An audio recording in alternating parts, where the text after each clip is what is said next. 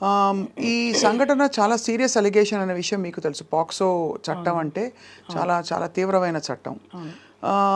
మీకు ఎప్పటి నుంచి తెలుసు తను సృష్టి? నాకు తను ఢీ షోలో చూసింది. అప్పుడే నేను మాస్టర్ ఎప్పుడైతే తను షూట్కి తీసుకున్నారో అప్పటి నుంచి తను నాకు తెలుసు. ఇందులో ఫ్రాంక్గా మాట్లాడుకుంటున్నాం కాబట్టి సుమలత, మీకు ఎక్కడైనా ఇబ్బంది కలిగే క్వశ్చన్స్ ఉంటే నాకు నిర్మోహమాటంగా మీరు చెప్పచ్చు. 2-3 యాంగిల్స్ ఉన్నాయి ఇందులో. ఒకటి, తను మైనర్గా ఉన్నప్పుడు లైంగిక వేధింపులు జరిగాయని చెప్పి ఆ తర్వాత అది కొనసాగిందని చెప్పి సృష్టి చేసిన ఆరోపణలు. రెండోది, వీళ్ళిద్దరూ చాలా మంచి కొరియోగ్రఫీ పేరుగా కొనసాగడం, ఇండస్ట్రీలో చాలా పాటలకి కలిసి వాళ్ళు చేసిన రీల్స్ కూడా చూస్తే కనిపిస్తాయి. అంటే ఎక్కడో మధ్యలో సఖ్యత గల ఒక అనుబంధం ఉంది ఇద్దరి మధ్య అని తెలిసింది. మంచి అసిస్టెంట్ అండ్ మాస్టర్ రిలేషన్ అనేది ఉంది. ఆ టైంలో మీరు ఎలా ఫీల్ అయ్యేవారు యాజ్ ఒక భార్యగా? ఎందుకంటే చాలా రూమర్స్ వచ్చాయి ఆ టైంకి. అవునవును, అంటే ఆ టైంలో ఏం రాలేదు రూమర్స్. ఎప్పుడైతే ఇది కేసు పెట్టారో దాని తర్వాత నుంచే ఇది ఎక్కువ హైలైట్ చేశారు. ఏమని ఇలా జరిగిందే? ఎందుకంటే దానికి ముందు అసలు ఆ అమ్మాయి ఎవరో తెలియదు. మాస్టర్ అందరికీ తెలుసు, పాన్ ఇండియా కొరియోగ్రాఫర్, సాంగ్స్ చేస్తున్నారు, హిట్ అయింది, నేషనల్ అవార్డు వచ్చింది, అది అందరికి తెలుసు. ఈ అమ్మాయి అనేది ఎవరికి తెలీదు. ఢీ షో వరకు తెలుసు, అసిస్టెంట్గా చేస్తుందని తెలుసు తప్ప ఇలాంటిది ఒకటి జరుగుతుంది అన్నది ఎక్కడా అసలు లేదు కూడా. ఎవరు అసలు ఎప్పుడు అనుకోలేదు ఎప్పుడు కూడా. కాకపోతే నేను అంటే అది నా వయసు ఉందో లేదో నాకు తెలీదు, కానీ నేను ఒకటి చెప్పాలనుకుంటుంది ఏంటంటే,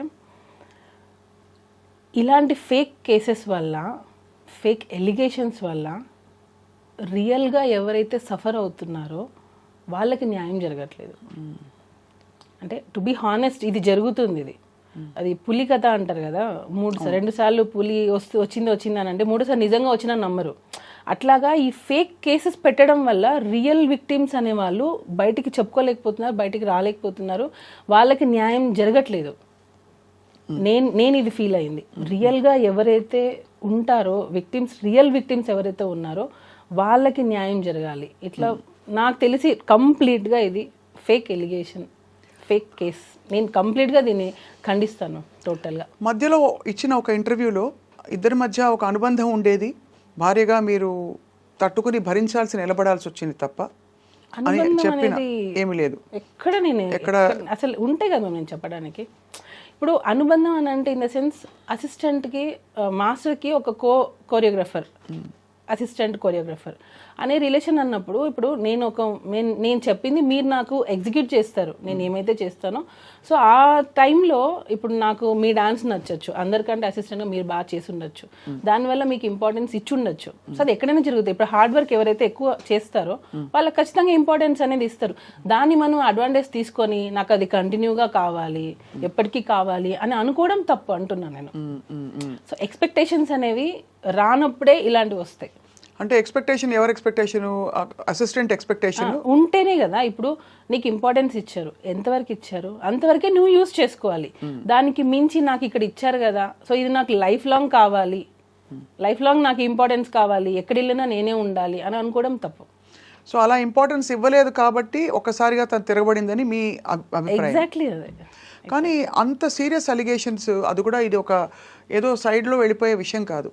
ఒక పెద్ద కొరియోగ్రాఫర్ పెద్ద హీరోలకి అదే కదా మేము ప్రాబ్లము. ఇప్పుడు చిన్న పెద్ద అనేది ఎక్కడ లేదు. కొరియోగ్రాఫరే, కాకపోతే పేరున్న కొరియోగ్రాఫర్, అంటే లైట్లో ఉన్న కొరియోగ్రాఫర్. చాలా మంది కొరియోగ్రాఫర్స్ ఉన్నారు, టాలెంట్ ఉండి బయటికి రాని వాళ్ళు ఉన్నారు. ఇప్పుడు వాళ్ళ మీద మనం ఏమైనా ఎలిగేషన్ చేస్తే బయటకు వస్తాయా? మీడియాలో చేయరు కదా. ఒక పేరున్న కొరియోగ్రాఫర్ మీద పెడితేనే కదా మనం బయటకు వస్తాము. జస్ట్ కెరియర్ని ముందుకు తీసుకెళ్ళడానికి ఒక ఆడపిల్ల బయటికి వచ్చి తన 17 ఏళ్ల వయసులో జరిగిన ఒక విషయం అని చెప్తూ ఇంత పెద్ద విషయాన్ని ఆల్మోస్ట్ తన శీలాన్ని అన్నిటినీ బయట పెట్టుకుంటుందా? మ్యామ్ ఒకటి చెప్తాను మ్యామ్. ఇప్పుడు ఫోక్సో అనేది 16 years, అంటే అండర్ 18. ఇది నేను చెప్పచ్చో లేదో నాకు తెలియదు. నేను ఈ కేసు గురించి మాట్లాడట్లా, జనరల్ టాపిక్ గురించి జనరల్గా నేను చెప్పాలనుకుంటున్నాను. అండర్ 16 అంటే మైనర్. 16 yearsలో ఒక ఆడపిల్లకి నిజంగా సెక్షువల్ హెరాస్మెంట్ జరిగింది అనుకోండి. 16 years, 17th year, 18th year, 19th year, 18కి నువ్వు మేజర్, 18, 19, 20, 21, ఆల్మోస్ట్ 6 years. 6 years నిజంగా ఒక అమ్మాయికి ఇంత హరాస్మెంట్ జరుగుతుంటే ఈ రోజుల్లో పేరెంట్స్ కొడితేనే బయటకు వచ్చేస్తున్నారు. పేరెంట్స్ కొడితేనే ఇంట్లో పేరెంట్స్కి అగెనెస్ట్గా మాట్లాడుతున్నారు, నువ్వు నన్ను ఎందుకు కొడుతున్నావు అని. అలాంటిది ఇన్ని ఇయర్స్ నువ్వు ఇంత హరాస్మెంట్ జరుగుతుంటే అసలు ఉంటుందా ఒక ఆడపిల్ల ఉంటుందా? అంటే ఇయర్స్ తరబడి హరాస్మెంట్ అంటే వాతావరణంలో ఎలాంటి ఒత్తిడి ఉంది అంటే అది నేను తలగ్గకపోతే ఆ టర్మ్స్ అండ్ కండిషన్స్కి నా కెరియరు నేనంతా పణంగా పెట్టి బయటకు వచ్చేసిన ఇదంతా వేస్ట్ అయిపోతుంది కాబట్టి భరిస్తూ ఉన్నాను. ఒక పాయింట్ అయ్యాక ఇంకా భరించలేని తను నాకు కూడా ధైర్యం వచ్చి నేను బయటకు వచ్చానని చెప్తుంటాను. జానీ మాస్టర్ చాలా మంది జనాల మధ్యలో పెరిగారు. నాకు ఇది క్వశ్చన్ అడుగుతుంటే కూడా నాకు అంటే ఇంత హరాస్మెంట్ చేస్తారు జానీ మాస్టర్ అని అంటేనే అది ఆలోచించాల్సిన విషయం అది. ఎందుకనంటే తను 2001లో వచ్చేసారు హైదరాబాద్కి. దానికి ముందు నుంచే డాన్స్ ఫీల్డ్లో ఉన్నారు. ఎంతమంది డైరెక్టర్స్ దగ్గర వర్క్ చేశారు, ఎంతమంది ప్రొడ్యూసర్స్, ఎంతమంది హీరోయిన్స్, ఎంతమందికి తెలియదు జానీ మాస్టర్. ఇన్ని సంవత్సరాలలో ఆల్మోస్ట్ 22 years అనుకుంటా ఇప్పటికి. అంటే 2000 అంటే ఇప్పటికి 25, ఆల్మోస్ట్ 24 years. ఈ 24 yearsలో ఏ ఒక్క అమ్మాయి అయినా జానీ మాస్టర్ నన్ను హెరాస్ చేశారని వచ్చిందా? ఏ ఒక్క చిన్న కంప్లైంట్ అయినా వచ్చిందా? ఎక్కడా లేదు. ఇప్పుడు ఢీ షో నుంచే వచ్చారు ఆయన కూడా. ఏదున్నా స్ట్రైట్ ఫార్వర్డ్గా ఉంటే ఇది నిజం, ఇది జడ్జిమెంట్ కూడా ఆయన అందరూ జడ్జెస్ ఎలా ఇచ్చారనేది నాకు తెలియదు. మాస్టర్ మాత్రం బాగుందంటే బాగుంది, బాగాలేదంటే బాగాలేదు. ఇన్ని ఇయర్స్ సినిమా ఇండస్ట్రీలో 24 years ఆల్మోస్ట్ ఈ కేసు పెట్టే వరకు 24 years మధ్యలో పెరిగి ఈ జానీ మాస్టర్ అనే అతను మన ముందు అంటే నా ముందు అంటే చాలామంది ముందు పెరిగారు. ఆయన కెరియరే అలా డిజైన్ అయితే వచ్చింది, కష్టపడి వచ్చారు, ఎటువంటి బ్యాక్గ్రౌండ్ లేదు, ఒట్టి కష్టంతో నమ్ముకొని వచ్చారు. అలాంటి పర్సన్ ఒక అమ్మాయిని మాత్రమే ఇంత హెరాస్ చేశారు అని అంటే అది నమ్మశక్యంగా ఉందా అసలు? ఒక చిన్న లాజిక్ అంటే ఇంతమంది అమ్మాయిలు మరి ఏ ఒక్క అమ్మాయి ఎందుకు మధ్యలో రాలేదు, ఈ అమ్మాయి ఎందుకు వచ్చింది ఇన్ని రోజుల తర్వాత? అంటే ఇంకొకటి హనీ మాస్టర్ కూడా వర్క్ చేశారు. Honey master already press meet పెట్టి చెప్పేశారు, నేను వర్క్ చేసిన రోజులు నాకు ఎటువంటి హరాస్మెంట్ జరగలేదు, నేను ఎప్పుడు అది ఫేస్ చేయలేదు. ఇంకా దర్శిని అనే అమ్మాయి, ఈ సృష్టి వర్మ అనే అమ్మాయి పనిచేసినప్పుడే దర్శిని వర్క్ చేసింది. దర్శినికి కూడా ఎప్పుడు అలాంటిది ఫేస్ చేయలేదు. మనము ఇప్పుడు నేను మీతో ఇంటర్వ్యూ చేస్తున్నానంటే కెమెరామెన్స్ ఉంటారు, పక్కన పిఆర్ చాలామంది ఉంటారు. ఇంతమందిని చేసుకొని నేను మిమ్మల్ని హరాస్ చేశానని అంటే అది ఎలా పాసిబుల్, అది ఎలా నమ్మగలుగుతాం మనం చెప్పండి? ఒక్కసారైనా నువ్వు ఒకరికి చెప్పుకోలేకపోయావా? అంటే మీరు అంటున్నది హరాస్మెంట్ జరిగి ఉంటే అన్ని సంవత్సరాల పాటు ఎందుకు అది హరాస్మెంట్ అని పరిగణించి ఒక అంటే ఆడపిల్లలకి మామూలుగా ఏది బౌండరీసో ఏది నార్మ్సో కొంత తెలుసుకోవడానికి టైం పడుతుంది, కొంత టైం. అంటే ఇది ఇది ఇది ప్రస్తుతం వినబడుతున్న ఒక చాలా ఇంపార్టెంట్ పాయింట్ కాబట్టి అడుగుతున్నాను సుబ్రత గారు. దట్ ధైర్యంగా బయటకు వచ్చి ఎస్ ఇది జరుగుతున్నది. ఎందుకంటే పిల్లలకు కూడా ఎలా అయితే గుడ్ టచ్ బ్యాడ్ టచ్ మనం పెరిగిన వాతావరణాన్ని బట్టి ఇది ఒక అనుబంధం, ఒక రిలేషన్షిప్ ఏర్పడిందా, లేక నేను హెరాస్మెంట్కి గురవుతున్నాను. హెరాస్మెంట్ అని ఎందుకు అంటారు? ఒక విధమైన పవర్, కెరియర్ని ఇన్ఫ్లుయెన్స్ చేసే పవర్ ఉంటే అది హెరాస్మెంట్గా మారిపోతుంది. సపోజ్ వాళ్ళిద్దరు ఇష్టపూరితంగా, ఏ ఇద్దరైనా సరే ఇష్టపూరితంగా రిలేషన్షిప్ ఉందనుకోండి, హెరాస్మెంట్ అనరు కదా, అనరు. అట్మోస్ట్ వాళ్ళు మైనర్ పిల్ల అయితే డెఫినెట్గా ఇండిపెండెంట్గా కూడా వాళ్ళ మీద చర్యలు తీసుకోవచ్చు. ఇక్కడ అమ్మాయి మేజర్ అయింది. సో ఇన్ని రోజుల తర్వాత తన కెరియర్ని కూడా దాదాపు పక్కన పెట్టేసి తను బయటకు వచ్చినట్లే మీరు ఏం అనుమానిస్తున్నారు సుమా, చెప్పండి. మ్యామ్ టోటల్లీ నేను ఏం చెప్పాలనుకున్నా అంటే ఆ అమ్మాయి 2023 Feb లాస్ట్ మా దగ్గర వర్క్ చేసింది. 2023 Febలో తను 2023లో తను మాస్టర్ దగ్గర నుంచి వెళ్ళిపోయింది. అంటే 2024 అయిపోయింది. తను కేసు పెట్టింది అప్పుడు ఆగస్టు సెప్టెంబర్ 2024 సెప్టెంబర్. అంటే 1.5 years పెట్టలేదు అంటున్నారు. 1.5 year అమ్మాయి మన దగ్గర నుంచి వర్క్ నుంచి వెళ్ళిపోయింది, మన దగ్గర లేదు టోటల్. తను రెఫర్ చేసింది మాత్రం అప్పుడు జరిగిన సంఘటనే కదా మెయిన్గా. నువ్వు ఇన్ని రోజులు ఎందుకు ఆగావు మరి? ఈ 1.5 year గ్యాప్ ప్లస్ దానికి ముందు సంవత్సరాలు ఎందుకు ఆగావు? సరే నీ కెరియర్ కోసం నువ్వు ఉన్నా అంటున్నావు కదా, మరి నీ కెరియర్ నువ్వు చూసుకున్నావు, అప్పుడు నీ సెల్ఫ్ రెస్పెక్ట్ ఏమైంది? అంటే నీ వర్క్ కోసం నువ్వు ఏమైనా రెడీయా చేయడానికి? అంటే మీరు అడిగేది వర్కౌట్ అయినంత వరకు ఊరుకుని ఒకవేళ ఉండి ఉంటే అని ఆ తర్వాత ఎందుకు ప్రశ్నిస్తున్నారు అడుగుతున్నారు. వెళ్ళిపోయావు నువ్వు, 1 year మోర్ దాన్ 1 year వెళ్ళిపోయావు. వెళ్ళిపోయిన తర్వాత నువ్వు ఎక్కడ కూడా నువ్వు మాస్టర్ దగ్గర రాలేదు, కాంటాక్ట్ లేదు అసలు నీకు. సో నువ్వు తర్వాత నువ్వు హెరాస్ ఫీల్ అయ్యావని ఎందుకు పెట్టావు? ఉండుంటే ఈ 1 year ముందే పెట్టి ఉండాలి కదా, అట్లీస్ట్ నువ్వు పోయే ముందైనా పెట్టేసి వెళ్ళిపోయి ఉండాలి కదా నీకు జరిగి ఉంటే. సో 1 year గ్యాప్ ఉంది, నో కాంటాక్ట్, నో ఫోన్స్, ఏమీ లేవు. ఎందుకనంటే నీ ప్రొఫెషన్, నువ్వు వేరే సాంగ్ చేసుకుని నువ్వు వెళ్ళిపోయావు. ఏ పాయింట్ మీరు వెళ్ళిపోయింది తను? యాక్చువల్గా తన బిహేవియర్ మాకు నచ్చలేదు. చాలామంది కూడా ఫస్ట్ నుంచి కూడా మాస్టర్కి చెప్తూనే ఉన్నాం, ఎందుకంటే ఆ అమ్మాయి బిహేవియర్ నచ్చలేదు. నేను ఇప్పుడు అవి చెప్పొచ్చో లేదో నాకు తెలీదు. సో బిహేవియర్ పరంగా మాకు నచ్చలేదు ఆ అమ్మాయి. అంటే నచ్చినప్పుడు మేము వద్దు అని అనుకున్నాం. నచ్చకపోవడం అంటే ఏంటి? అంటే తను చెప్పిన మాట వినకపోవడం, లేదు స్టెప్పులు కొంచెం అరగంట్ గా ఉండడం అలాంటిదా, లేకపోతే? అంటే మ్యామ్ నేను అదే అన్నాను, ఇప్పుడు మనం ఒక ఇంపార్టెన్స్ ఇచ్చాం కదా అని చెప్పి అదే లైఫ్ లాంగ్ కావాలి అని అనుకుంటే మాత్రం అది ఎప్పటికైనా మనకి ఎఫెక్ట్ అవుతుంది. నీకు తగ్గ ఇంపార్టెన్స్ నీకు ఇస్తారు ఎప్పుడు, అన్లెస్ నువ్వు దానికి అర్హురాలైతే, నువ్వు ఎలిజిబుల్ అయితే నీకు ఖచ్చితంగా ఇంపార్టెన్స్ అనేది వస్తుంది. నువ్వు కాదు కాబట్టి నీకు ఇంపార్టెన్స్ ఇవ్వలేదు. నీకు స్టార్టింగ్లో వచ్చి నాకు ఎండింగ్ వరకు అలానే ఉండాలి అని అంటే, ఇంకా మోర్ దాన్ దట్ కావాలి అని అనుకున్నప్పుడు దాన్ని ఎలా ఎంకరేజ్ చేస్తాం ఎవరైనా సరే? సో ఆ ఇంపార్టెన్స్ తగ్గడంతో తనే వెళ్ళిపోయిందా, మీరే వెళ్ళిపోమని చెప్పారా? మేము వద్దన్నాం, మేము వద్దు అన్నాం. యాక్చువల్గా తను ఏంటంటే ఒక్కొక్కసారి ఫోన్ లిఫ్ట్ చేయదు. ఇప్పుడు మనం ఒక కొరియోగ్రాఫర్గా అయ్యింది, యాక్చువల్ కొరియోగ్రాఫర్ కార్డ్ మేమే ఇప్పించాం అమ్మాయికి. యూనియన్లో ఫైట్ చేసి యూనియన్కి అగేనెస్ట్గా అమ్మాయికి కార్డ్ ఇప్పించిందే మేము. ఎందుకు అగేన్స్ట్గా వెళ్ళాల్సిన అవసరం? ఎందుకనంటే యూనియన్లో అమ్మాయి కార్డు ఇవ్వడానికి రెడీగా లేరు.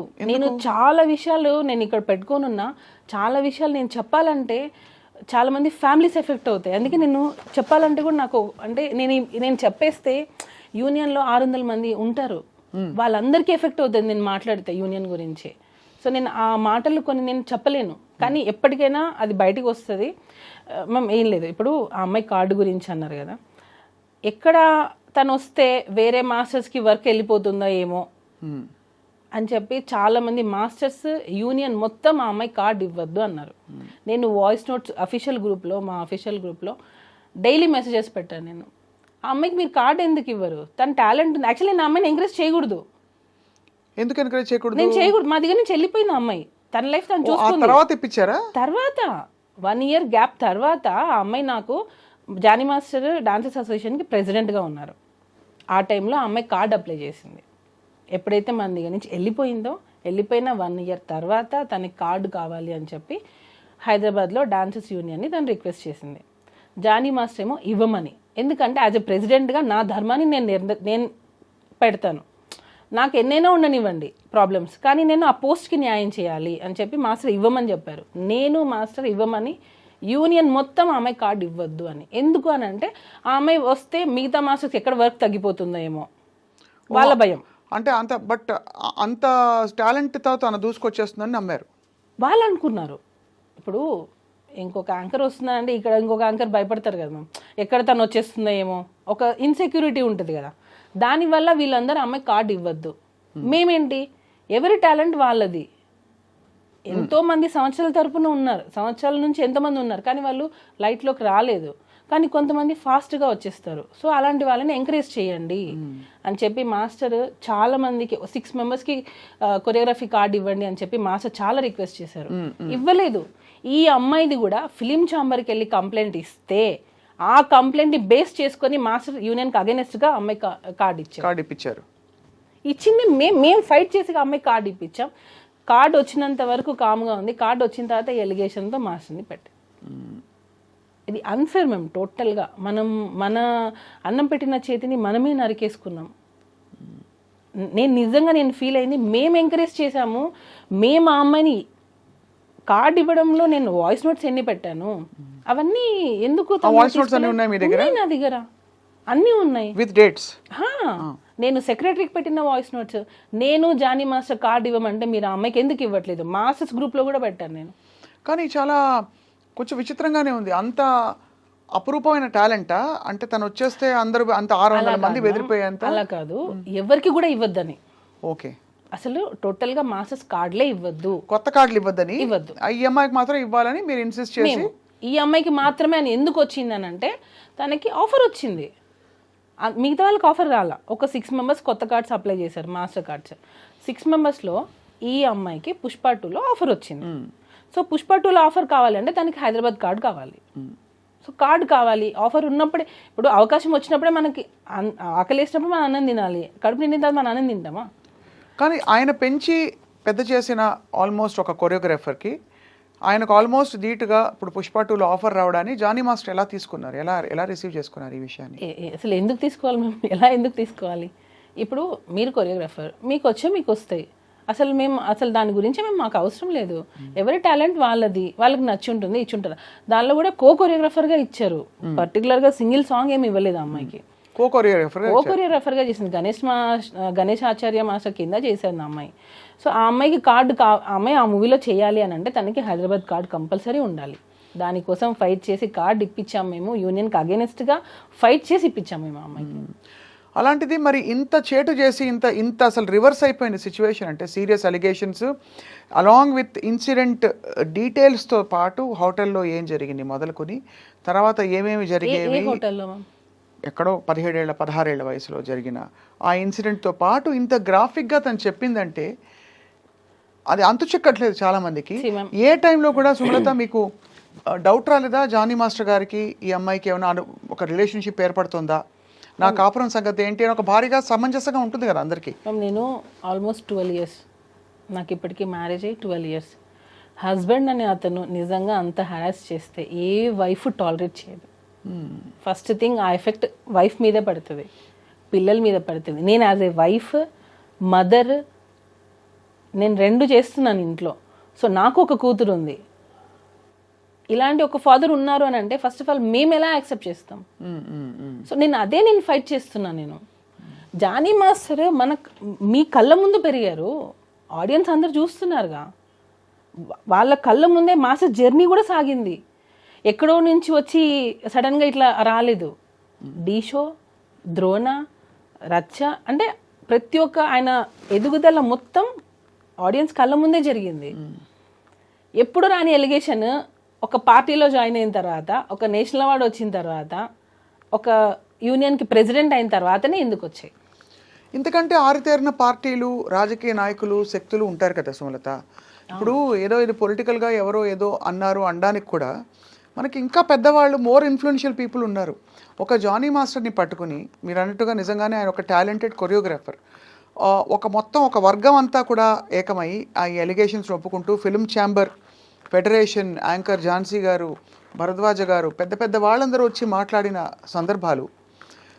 ఎందుకు ఇంత జరిగిందంటే మీకు దానికి సమాధానం దొరికిందా? బ్యాక్గ్రౌండ్ ఉండాలి ఫస్ట్.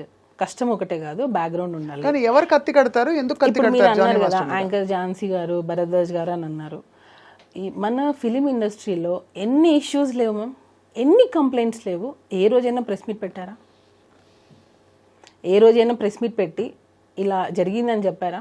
ఎందుకు జానీ మాస్టర్ విషయంలోనే ప్రెస్ మీట్ పెట్టి చెప్పాల్సి వచ్చింది? అంటే అంతకు ముందు మనకి హేమా కమిటీ రిపోర్ట్లో ఇవి వచ్చాయి కదా అదే సమయంలో. సో ఒక్కసారిగా ఒక షేకప్ అయితే అయింది ఖచ్చితంగా. అంటే మేము ఇప్పుడు నేను వెళ్ళి నా మీద ఒకరు 16 years అప్పుడు నన్ను హెరాస్ చేశారని చెప్పి నేను కంప్లైంట్ పెడితే ఇప్పుడు తీసేసుకుంటారా? లేదా నన్ను హెరాస్ చేశారు వర్క్ ప్లేస్లో అని చెప్పి ఒక డైరెక్టర్, ఒక ప్రొడ్యూసర్ చేశారని చెప్పి నేను ఫిల్మ్ ఛాంబర్లో కంప్లైంట్ ఇస్తాను, బ్లైండ్గా తీసేసుకుంటారా? అదే నేను మిమ్మల్ని మళ్ళీ అడుగుతున్నా, సేమ్ క్వశ్చన్ మీరు అడిగిన ప్రశ్నే మిమ్మల్ని తిరిగి అడుగుతున్నాను. ఒక పెద్ద బాధ్యత గల ఒక ఫెడరేషను, ఫిల్మ్ ఛాంబరు, ఇంతమంది పెద్ద మనుషులు కోర్టు దాకా వెళ్ళింది విషయం అంటే ఒక సెక్షువల్ హరాస్ తెలుసు కదా మీకు, కమిటీ ఉంటుంది తెలుసు కదా మీకు. ఆ కమిటీ కూడా ఏవో ఫ్యాక్ట్ వెరిఫికేషన్ చేసుకోకుండా మొత్తం, ఎందుకంటే వ్యవస్థ అంతా కూడా నీరుగారిపోతుంది ఒకవేళ ఇది పూర్తిగా అసలు డొల్ల అని తెలిసిపోతే రేపు. అలాంటిది ఇంతమంది పెద్ద మనుషులు కలిసి స్వీకరించారంటే what could have been a compelling evidence or something that Srashti Verma said which has caused or raised an alarm ఇవాళ ఏంటి పరిస్థితులు స్త్రీలకి అని చెప్పి. నేను ఇటుగా అడగలేదు మిమ్మల్ని క్వశ్చన్ అడుగుతున్నా, లాజికల్గా మీకు ఏమనిపిస్తుంది అంతే. ప్రెస్ మీట్లో వాళ్ళు చెప్పిన మాటే, యాంకర్ ఝాన్సీ గారు మాట్లాడినదే, ఏదో ఫేవర్ ఇస్తామని చెప్పి పిలిచి అవకాశాలు ఇవ్వకుండా ఎగరగొట్టేస్తే దాన్ని పరిగణలోకి తీసుకుంటాము అని అన్నారు. అంటే నీకు పని కావడం కోసం మీ ఒళ్ళు అమ్మేసుకుంటారా? ఇప్పుడు ఏం చెప్తున్నారు వాళ్ళు అంటే, నీకు ఛాన్సెస్ కావాలి అని అంటే రైట్ నువ్వు వచ్చి ఉండొచ్చు, నువ్వు కేసు పెట్టచ్చు అని చెప్తున్నారా? అంటే నాకు అర్థం కాలేదు అది. నేను అడగాలని వాళ్ళకి కాల్ చేశా, వాళ్ళు అసలు పిక్ చేయట్లేదు, కాల్ పిక్ చేయట్లేదు. ఇప్పుడు ప్రిసైజ్ అలిగేషన్ అంటే ఇప్పుడు తను పెట్టిన అలిగేషన్ ప్రకారం లైంగిక వేధింపు జరిగింది 2000. ఏది ప్రూఫ్ ఏది? అదే అంటే ప్రూఫ్ ఇంకా లేదు మ్యామ్. సెక్షువల్ హెరాస్మెంట్ అంటే ఏంటి నాకు ఇప్పటికీ అర్థం కావట్లేదు. సెక్షువల్ హెరాస్మెంట్ అంటే ఏంటి? ఫస్ట్ ఆఫ్ ఆల్ మైనర్ అమ్మాయితో ఏ విధంగా, మైనర్ వదిలిపెట్టండి, మేజర్ అయినా మైనర్ అయినా సెక్షువల్ హెరాస్మెంట్. సెక్షువల్ హెరాస్మెంట్ అంటే ఏంటి అంటే బేసికలీ నువ్వు ఇలా ప్రవర్తించకపోతే నేను చెప్పిన టర్మ్స్ అండ్ కండిషన్స్ కి నువ్వు నా కోరికలు తీర్చాలి, పిచ్చి చూపులు చూడడం మొదలుకొని కామెంట్లు కొట్టడం వరకు సెక్షువల్ హెరాస్మెంట్ కింద అనేక విషయాలు వస్తాయి. ఇది నిజంగానే ఈ విషయం జరిగిన తర్వాత అందరూ చర్చించుకోవడం మొదలుపెట్టారు. ఇప్పుడు ఊరికే సరదాగా ఫ్రెండ్స్ కొలీగ్స్ ఉంటారు, వచ్చి ఏదో కామెంట్ చేస్తారు, అది సెక్షువల్ హెరాస్మెంట్ అయిపోతుంది సడన్గా. అంటే అమ్మాయి ఫీల్ అయ్యేది ఇంపార్టెంటా, జరిగే సంఘటన ఇంపార్టెంటా అని చర్చ కూడా వచ్చింది. చాలామంది లాయర్స్తో కూడా మాట్లాడాము మేము. మీరు చెప్పండి మ్యామ్. సెక్షువల్ హెరాస్మెంట్ జరిగింది అనడానికి యాజ్ ఎ వైఫ్గా నేను అడుగుతున్నా, ఏది సాక్ష్యం ఏది? ఇప్పుడు ఫిలిం ఛాంబర్లో అమ్మాయి కంప్లైంట్ ఇచ్చింది, డెసిషన్ తీసుకున్నారు. అట్ వాట్ బేసిస్ వాళ్ళు ఏ డెసిషన్ అనేది ఏ బేసిస్తో తీసుకున్నారు? రెండు వైపులా చూడాలిగా. అవును, ఒకవైపే చూసి తీసేసుకో అంటే ఒక అమ్మాయి వచ్చి కంప్లైంట్ పెట్టగానే వాళ్ళు ప్రెస్ మీట్లో ఏం చెప్తున్నారు? అమ్మాయిలు ఇలా రావాలి, కంప్లైంట్ పెట్టాలి, మేము దాన్ని చెప్తున్నాము, ఎవరు భయపడకండి, ఇలాంటివి జరిగితే ఎవరు భయపడకుండా వచ్చి కంప్లైంట్ పెట్టండి అని చెప్తున్నారు. అది రియల్ విక్టిమ్స్కి రీచ్ అవుతే బాగుంటుంది. రియల్గా ఎవరైతే హెరాస్మెంట్ ఫేస్ చేస్తున్నారో వాళ్ళు రావాలి బయటికి. మీరు ఇలాగా ఫేక్ కేసెస్ని తీసేసుకొని అవి అవును ఇది నిజం అని చెప్పి ఒక నిందని మీరు నిజం అని చెప్పి ఎందుకు ప్రూవ్ చేయాలనుకుంటున్నారు అనేది నా క్వశ్చన్. ఇప్పుడు ఏదో ఒక బేస్తోనే కదా harassment, sexual harassment at workplace. Film ఛాంబర్లో అమ్మాయి కంప్లైంట్ ఇచ్చింది, sexual harassment at workplace. Work ప్లేస్లో సెక్షువల్ హెరాస్మెంట్ జరిగింది అని అంటే వర్క్ ప్లేస్లో మిగతా వాళ్ళందరూ ఏం చేస్తున్నారు? అంటే అఫ్ కోర్స్ ఇక్కడ ఇంప్లైడ్గా బికాజ్ సినిమా ఇండస్ట్రీలో వర్క్ నేచర్ డిఫరెంట్ కాబట్టి ఒక 3 రోజులు ఎక్కడికో వెళ్ళారు, లేదు ఒక కొరియోగ్రఫీ ఎక్కడో జరుగుతుంది, షూటింగ్ జరుగుతుంది, అది వర్క్ ప్లేస్ కిందకే వస్తుంది. టెక్నికల్గా మీరు అన్నది నా పాయింట్ అర్థమైంది. మిగతా వాళ్ళు చూస్తున్న వాళ్ళు ఏమంటున్నారు, ఆఫ్టర్ షూట్ అనుకుందాం, after shoot or through messages or through any kind of compulsion, any kind of coercion which దాదాపుగా తన కెరియర్కి ముడిపడి ఉండి, ఎస్పెషలీ అలా ముడిపడి ఉండకపోయినా కూడా తనని ఇబ్బంది పెట్టే విధంగా అన్నది డెఫినేషన్. అదేమి అస్సలు ఏమీ జరగలేదు అంటున్నారు మీరు. జరగలేదు, ఎక్కడ జరగలేదు. ఒక భార్యగా మీ పేరు కూడా ఇన్వాల్వ్ అయింది సుమలత మధ్యలో. నేను పచ్చిగా చెప్తున్నాను, నాకు నా కోరిక తీర్చు అనే మనిషి కాదు. ఫస్ట్ ఆఫ్ ఆల్ ఆ మైండ్ సెట్ లేదు. తను లేడీస్కి చాలా రెస్పెక్ట్ ఇస్తారు, చాలా రెస్పెక్ట్ ఇస్తారు.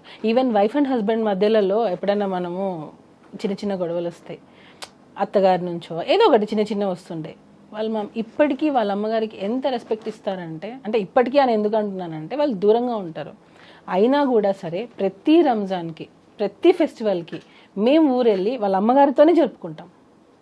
ఎందుకనంటే ఎప్పుడు ఎవరికి ఎలా జరుగుతుందో తెలియదు. అమ్మ కొంచెం ఏజ్ అవుతుంది, మనం చూసుకోవాలి, నేను షూటింగ్స్లో అన్ని బిజీగా ఉంటాను, నువ్వే కొంచెం చూసుకోవాలి అంటే నేను దగ్గరుండి ఒక మనిషిని చూస్తున్నాను కదా. సో ఇప్పుడు వచ్చి హెరాస్మెంట్ చేశారని నువ్వు ఫోక్సా అంటున్నావు, హెరాస్మెంట్ చేశారంటున్నావు, 5-6 సంవత్సరాల నుంచి ఫేస్ చేసి ఇప్పుడు బయటకు వచ్చి చెప్తా అని అంటున్నావు. నాకు అన్నీ అసలు చాలా అందరికీ అది క్లియర్ కట్గా అర్థమవుతుంది, ఏం ఇంటెన్షన్ లేకుండా ఎందుకు తను ఇదంతా చేస్తుంది. మధ్యలో జానీ మాస్టర్ జైలుకి వెళ్ళినప్పుడు మీరు ఒక భార్యగా చాలా కుమిలిపోయి ఉంటారు. అంటే బికాజ్ కేసు పర్యవసానాలు తర్వాత ఎలా ఉన్నా కూడా భర్త మామూలుగా కొనసాగుతున్న జీవితంలో ఒక సామాన్యుడు వెళ్ళి జైలు పాలవుతే చాలా కష్టం. మీరు వెళ్ళి చూశారు కదా జానీ మాస్టర్ని, ఎలా ఫేస్ చేశారు సుమలత మీరు ఆ టైంలో? మ్యామ్ నేను ఫస్ట్ నుంచి కూడా నాకు ఎక్కువ ఎమోషనల్ అయిపోవడం, ఎక్కువ ఏం జరిగినా సరే నా మంచికే అనుకుంటాను. ఏం జరిగినా సరే ఓకే ఇది జరగకుండా ఇంకా ఏదైనా పెద్దగా ఉండొచ్చేమో, సో దీంతో ఆగిపోయిందేమో. ఇప్పుడు మ్యామ్ ఇప్పుడు ఆ అమ్మాయి వచ్చింది, పెట్టింది, మాస్టర్ జైలుకి వెళ్ళారు, ఏమో ఇంకా వేరే స్టెప్ ఏదైనా చేస్తుంటే ఇక్కడికి ఆగిపోయిందేమో అనేది నా ఇంటెన్షన్. ఏం జరిగినా నా మంచిగా అనుకుంటాను. సో దాన్ని బట్టి మనం స్ట్రాంగ్గా ఉండాలి. మనం ఏం తప్పు చేయనప్పుడు మనం ఎందుకు భయపడాలి? నేను ఫీల్ అయ్యేది అది. నేనేం తప్పు చేయలేదు, నా హస్బెండ్ ఏంటో నాకు తెలుసు. నేను ఇప్పుడు ఒక వైఫ్ వచ్చి బయట చెప్తుంది అని అంటే రేపు అది రాంగ్ అయింది అనుకోండి నన్నే కదా అంటారు, ఖచ్చితంగా తప్పున్నా నువ్వు సపోర్ట్ చేసావు అనే కదా అంటారు. సో నేను అది అంత చిన్నపిల్లనా, నేను దేనికి సపోర్ట్ చేస్తున్నానో చేయలేను అంత చిన్నపిల్లనా? నాకే 2 పిల్లలు ఉన్నారు. చిన్నపిల్లని కాదు ఖచ్చితంగా, కానీ మధ్యలో ఇక్కడ ఒకటే క్వశ్చన్ ఏంటంటే వాళ్ళిద్దరి మధ్య ఒక రిలేషన్షిప్ అని చెప్పడానికి మీ దగ్గర ఇన్ఫర్మేషన్ ఉంది, ఎందుకంటే మీరు కూడా అమ్మాయిని కన్విన్స్ చేసి వీళ్ళిద్దరికి పెళ్లి చేద్దాం అనే అంతవరకు వెళ్ళింది రిలేషన్షిప్ విషయం. ఉంది కాదు మ్యామ్, నువ్వు పెట్టుకోవద్దు. నువ్వు ఎందుకు మాస్టర్ ఒక హస్బెండ్ 2 పిల్లలు ఉన్నారు, సో నువ్వు ఈ ఏజ్ నీకు అట్రాక్ట్ అవ్వచ్చు, లేదా ఆ లగ్జరియస్ లైఫ్ చూసిండొచ్చు, కార్లు కావచ్చు, ఇచ్చే ఇంపార్టెన్స్ కావచ్చు. ఇప్పుడు డాన్సర్కి ఇచ్చే ఇంపార్టెన్స్ ఒకటి ఉంటుంది, అసిస్టెంట్ కొరియోగ్రాఫర్కి ఇచ్చే ఇంపార్టెన్స్ ఒకటి ఉంటుంది. వాళ్ళు ఎక్కడో వెళ్ళి తింటుంటారు, వీళ్ళు ఏంటంటే మాస్టర్ దగ్గర తింటారు, మాస్టర్కి వచ్చిన ఫుడ్ని తింటారు, సపరేట్ కార్ ఉంటుంది. సో మ్యామ్ నేను ఒకరికి ఇంపార్టెన్స్ ఇస్తున్నానంటే అందరి దృష్టి ఎక్కడ వెళ్తుంది, అక్కడే వెళ్తుంది. సో ఆ మనిషి ఏం చేస్తారు, నాకు ఇంపార్టెన్స్ వచ్చింది అనే ఒక ఫీల్కి వెళ్ళిపోతారు. ఇంకొకటి నేను చెప్పాలనుకుంది, ఢీ షోలో పర్ఫార్మెన్సెస్ చేసుకునే ఒక అమ్మాయిని తీసుకొని వచ్చి డైరెక్ట్గా ఒక పెద్ద పెద్ద హీరోస్ ముందు నిల్చోబెట్టి ఛాన్స్ ఇచ్చినప్పుడు కష్టం అనేది ఎక్కడా తెలియలేదు ఇక్కడ. ఈ రోజుల్లో ఒక పెద్ద హీరో దగ్గర వర్క్ చేయాలంటే చాలా స్టేజెస్ దాటి రావాలి. కానీ ఇక్కడ ఈ అమ్మాయికి ఏంటంటే డైరెక్ట్ ఢీ షో నుంచి direct Dhanush sir, Charan sir, NTR sir, ఇట్లా చాలా మంది దగ్గర పెద్ద పెద్ద హీరోస్ దగ్గర వర్క్ చేయాలి. ఎందుకు అంత ఆపర్చునిటీ ఇచ్చారు జానీ మాస్టర్ దానికి? అంటే వర్క్ నచ్చింది, ఇచ్చారు. ఓకే మన దగ్గర చేస్తే బాగుంటుంది. ఇప్పుడు ఎవరైనా మంచి డాన్సర్ కావాలనే కదా అనుకుంటారు. సో అలా పిలిచారు. మాస్టర్ చిన్న చిన్న సాంగ్స్ చేసే స్టేజ్ అప్పటికి అయిపోయింది. సారీ, చిన్న చిన్న సాంగ్స్ అని నేను ఎప్పుడు చెప్పకూడదు, ఎందుకంటే అన్ని సాంగ్స్ ఒకటే. అర్థమైంది. హీరోస్ ఎక్కువ ఫేమ్ ఉన్న హీరోస్ దగ్గర మాస్టర్కి ఛాన్సెస్ రావడం స్టార్ట్ అయింది. సో అప్పుడు ఆ అమ్మాయి అక్కడే వర్క్ చేస్తుంది కదా, మాస్టర్ ఏ హీరో దగ్గర ఉంటారో ఆ అమ్మాయి అక్కడే వర్క్ చేస్తుంది. సో ఆటోమేటిక్గా ఆ అమ్మాయి పెద్ద హీరో దగ్గర నుంచే స్టార్ట్ అయింది తన కెరియర్ అనేది. ఇండస్ట్రీకి రావడంతోనే విజయ్ సార్ పెద్ద పెద్ద హీరోస్తోనే చేసింది వర్క్. అవును, నేను అడిగేది అదే, అంటే మీరు ఎందుకు ఇన్వాల్వ్ అయ్యి తన దగ్గరికి వెళ్ళాల్సి వచ్చింది? నువ్వు నేను ఒకరోజు పిలిచాను. మనసు పడిందా తను? నేను పడింది, అదే కదా నేను అంటున్నాను. మనసు పడింది. నేను ఒకరోజు రిహార్సల్కి వెళ్ళాను, షూట్కి రిహార్సల్స్కి వెళ్తుంటాను. నేను వెళ్ళినప్పుడు ఆ అమ్మాయి నన్ను చూసి భయపడ్డము, ఎందుకో కొంచెం ఇన్సెక్యూర్గా ఫీల్ అవ్వడం, నేనేదో ఐడెంటిఫై చేసి తను ఏదైనా అడుగుతానేమో, ఏదో ఒకటి సంథింగ్ నా దగ్గర ఉన్నప్పుడు కొంచెం ఎక్కువ రాదు. సరే అని చెప్పి నాకు కొంచెం వియర్డ్గా అనిపించింది బిహేవియర్. అప్పుడు నేను మాస్టర్కి చెప్పాను, తనని దూరం పెట్టు, తన వల్ల నీకు ప్రాబ్లం వస్తుంది అని చెప్పాను. నేను అప్పుడే చెప్పాను. నేను మాస్టర్ వచ్చి లేదు అలా ఏం కాదు, మంచి అమ్మాయి, హార్డ్ వర్క్ చేస్తుంది, మంచి అమ్మాయి. మాస్టరే అన్నారు మంచి అమ్మాయి, హార్డ్ వర్క్ చేస్తుంది అని అన్నారు. తర్వాత రంజితమే సాంగ్ అప్పుడు స్ట్రిక్ట్గా చెప్పాను, ఆ అమ్మాయి వద్దు మన దగ్గర. ఎందుకనంటే నాకు మాస్టర్ దగ్గర ఉన్న అసిస్టెంట్ కొరియోగ్రాఫర్స్, డాన్సర్స్ నాకు కాల్ చేసి వదిన ఆ అమ్మాయి చాలా ఎక్కువ చేస్తుంది, మాస్టర్ ఇచ్చే ఇంపార్టెన్స్ని తను వేరే వేలో తీసుకెళ్తుంది, సో జాగ్రత్త అని చెప్పి నాకు చాలామంది డాన్సర్స్ కాల్ చేసి చెప్పారు. అప్పుడు నేను మాస్టర్ కాల్ చేసి ఈ అమ్మాయి మన దగ్గర వద్దు, మాస్టర్ ఎంతైనా చేయనివ్వండి, నేను ఒకసారి వద్దు అని స్టాండ్ తీసుకున్నానంటే మాస్టర్ దానికి కట్టుబడి ఉంటారు. స్టార్టింగ్లో ఒకవేళ అటు ఇటు డిస్కషన్ జరిగినా అట్ ద ఎండ్ మాస్టర్ నన్ను ఎప్పుడు క్రాస్ చేసి వెళ్ళారు. అంటే తను చెప్పేది నిజమే అని నమ్ముతారు. సో అలాగా వద్దు అని అనుకున్నా మా అమ్మాయిని పక్కన పెట్టేశాను. తర్వాత తను పుష్ప 2లో వచ్చిందని, ఇప్పుడు పుష్ప 2లో కూడా అమ్మాయికి ఎలా వస్తుంది చెప్పండి? జానీ మాస్టర్గా చేస్తేనే, పుష్పలో చేసింది ఆ అమ్మాయి, 1లో చేసింది, తర్వాతనే కదా నీకు 2లో కూడా అవకాశం వస్తుంది. నువ్వు అవకాశాల పరంగా తను జానీ మాస్టర్ అసిస్టెంట్గా చేసిన ఈ విషయాలు అవన్నీ అది ఒప్పుకుంటున్నారు అందరూ. ఇక్కడ 2 పాయింట్లు, ఒకటి ఇష్టపూరితంగా కానీ అయిష్టంగా కానీ వీళ్ళిద్దరి మధ్య ఒక రిలేషన్షిప్ ఉందా, ఆ రిలేషన్షిప్ని భరించలేని ఒక భార్యగా మీరు కూడా నలిగిపోయి ఉంటారనే విషయం కూడా సమాజం మాట్లాడుకునే వాళ్ళు గుర్తిస్తారు. బికాజ్ ఎంత లేదన్నా మీరు ఎన్ని వైపులా అందరూ వచ్చి మీకు చెప్పినా కూడా మీకు అది బాధే కదా. ఇప్పుడు ఒక ఆడపిల్ల వచ్చి దూసుకొచ్చేస్తుంది, తను మీ ఆయన్ని డైవర్ట్ చేస్తుంది అని అంటే it's very painful for any wife. చాలా సఫర్ అయ్యాను మ్యామ్ ఆ అమ్మాయి విషయంలో, చాలా సఫర్ అయ్యాను. వాళ్ళ మదర్కి ఆ అమ్మాయికి చాలాసార్లు నేను కాల్స్ చేశాను, మీరు చేసేది తప్పు, మీరు బియాండ్ ఎక్స్పెక్ట్ చేస్తున్నారు, మీ కెరియర్ ఇది కాదు, మీరు వచ్చిన దేనికి, మీరు ఒక అసిస్టెంట్ కొరియోగ్రాఫర్గా వచ్చారు, మీ పని మీరు చేసుకున్నారా వెళ్ళిపోయామా ఇలానే ఉండాలి అని నేను ఆ అమ్మాయికి చాలాసార్లు చెప్పాను, పిలిచి మరీ చెప్పాను, ఇంటికి కూడా పిలిచాను. నా దగ్గర లేదు అసలు అలాంటిది ఏం లేదు నాకు అని అంటది.